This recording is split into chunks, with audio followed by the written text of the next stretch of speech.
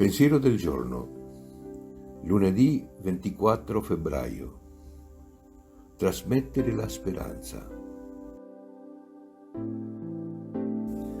Se perseveriamo, vedremo lentamente cambiare il mondo intorno a noi. Ci renderemo conto che il Vangelo contiene la vita più affascinante. Accende la luce nel mondo, dà sapore alla nostra esistenza, contiene il principio per risolvere tutti i problemi.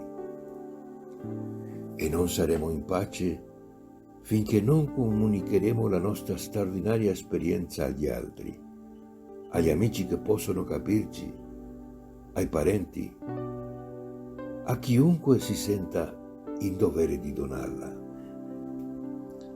La speranza rinascerà. Chiara Lubich, La dottrina spirituale, Cittanuova editrice.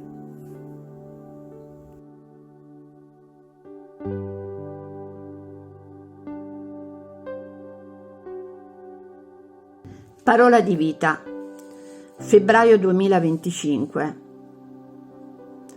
Vagliate ogni cosa, tenete ciò che è buono. Dalla prima lettera dei Tessalonicesi, capitolo 5, versetto 21. El pensamiento del día es un material de difusión que realizamos personas de buena voluntad que contribuimos con nuestro servicio a lograrlo. No realizamos ninguna interpretación personal a los escritos de Chiara Lubich.